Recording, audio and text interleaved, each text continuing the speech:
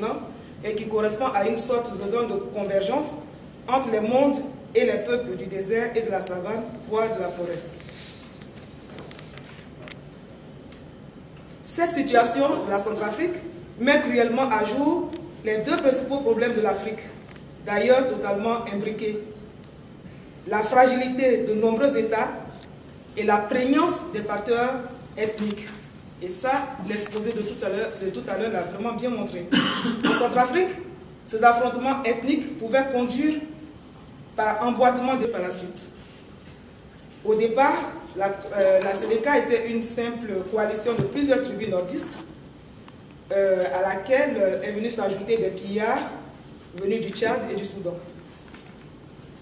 J'ouvre une parenthèse, et ça a été bien démontré tout à l'heure, mais je le précise quand même, pour dire que certains analystes internationaux ont une lecture manichéenne et caricaturale des questions africaines et privilégient généralement le facteur religieux comme étant la cause des conflits en Afrique. On parle invariablement de nord musulmans contre sud chrétiens. Or, le facteur religieux n'est pas binaire, opposant simplement musulmans aux chrétiens. Il déchire les communautés musulmanes elles-mêmes, au point que, de notre point de vue, la religion semble surtout contribuer à exacerber d'anciennes lignes de fracture ethnique à l'œuvre depuis longtemps. A succédé une guerre ethnique entre les deux principales ethnies nilotiques du Soudan du Sud. Pour revenir donc à la Centrafrique, il faut bien reconnaître que c'est une zone de non-droit, c'est une région rêvée qui pouvait servir de base arrière à des groupes terroristes à cause de l'absence d'État.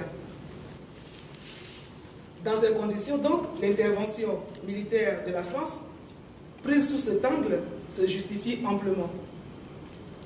Cependant, ces actions de haute portée humanitaire, dont la pertinence ne fait l'ombre d'aucun doute, semblent ne pas faire l'unanimité sur le continent africain. En tout cas, elles n'emportent pas l'adhésion générale. Ça me permet donc d'aborder la deuxième partie de mon intervention, qui parle du regard des Africains sur les interventions françaises. Alors, les médias et les opinions nationales africaines apprécient diversement la récurrence des interventions françaises sur le continent. Il y a ceux qui les saluent, il y a ceux qui les vilipendent. Les interventions françaises posent d'une manière générale la question globale des relations entre la France et les pays de son ancien champ colonial. On a évoqué dans la première partie de notre exposé les arguments qui plaident en faveur d'une intervention militaire en Afrique. Ici, je me fais l'écho de la partie de l'opinion africaine qui porte un autre regard, un regard plus critique ou franchement défavorable sur ce qu'il convient d'appeler l'activisme militaire français en Afrique. Les critiques portent d'abord sur le flou qui semble envelopper la décision d'intervenir ou de ne pas intervenir. Quels sont les critères qui fondent le choix ou non de l'intervention? À ce propos, le quotidien burkinabé Le Pays s'étonne du revirement de la France à propos de la République centrafricaine. Elle qui, on s'en souvient, arguant la politique de non-ingérence, avait refusé d'intervenir au moment où, acculé par les assauts répétés de la Séléka, le président Bozizé l'appelait au secours. On aurait à ce moment, s'il y avait eu une intervention, on aurait à ce moment anticipé les massacres qui se profilaient déjà à l'horizon. Le journal burkinabé Le Pays va plus loin et pose la question de savoir pourquoi Paris n'a pas jugé opportun d'actionner le mécanisme des accords de défense signés au lendemain des indépendances et qui lie la France et la Centrafrique comme à l'ensemble des pays de l'ancien empire colonial français.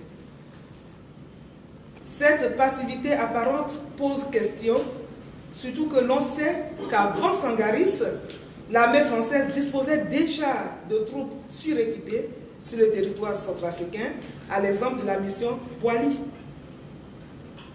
La Centrafrique sert même de hub de décollage pour toutes les missions de la région. En plus de la présence militaire française, la République centrafricaine a vu passer une dizaine de missions internationales, africaines et onusiennes, chargées de l'accompagner vers une sortie de crise. Alors pourquoi n'a-t-on pas réagi à temps pour briser la spirale mortifère. L'agence centrafricaine de presse se montre elle aussi très critique vis-à-vis de l'attentisme que semblaient observer les autorités françaises face au spectre du génocide qui était annoncé. Et je cite, « Les bruits font état d'un déploiement imminent d'un contingent de 1200 à 1500 hommes qui devraient débarquer à Bangui, en parlant de Sangaris, qui devraient débarquer à Bangui pour compléter les quelques 400 déjà présents et qui font du tourisme autour de l'aéroport. » Le site d'information Guinée-Conakry fait dans la métaphore hospitalière pour évoquer la communauté internationale qui s'apparente, selon ce média, à un collectif de médecins qui, après avoir longtemps hésité à prendre en charge le patient, essaie subitement de le sortir du coma dans lequel il est plongé. Le problème cependant est que le mal a fait un effet tel qu'en dépit du volontarisme affiché, la solution n'est plus évidente. Deuxième critique. Sangaris a-t-il produit l'effet escompté? À entendre ce qui a été dit ici, oui, et c'est tant mieux. Mais les appréciations sur le terrain restent là aussi fort mitigées. Le général Francisco Soriano, chef de l'opération Sangaris, estime avec fierté que la rapidité du déploiement français est une véritable performance qui est parvenue, oui, à éviter l'embrasement. Il est suivi par l'ambassadeur de France à Bangui qui affirme que le bilan de l'opération est positif. Mais des voix discordantes viennent mettre du bémol à ce sentiment de satisfaction générale. Peter Boukaert, qui travaille pour Human Rights Watch, réagit et déclare « Il est criminel de dire que la situation se stabilise quand les gens se font encore lyncher dans les rues. » Fin de citation. Les populations centrafricaines elles-mêmes se plaignent du fait que les opérations de sécurisation se limitent uniquement à l'échelle de Bangui, la capitale, et que l'intérieur du pays reste totalement oublié. On a vu tout à l'heure, on a monté la zone rouge où personne ne va.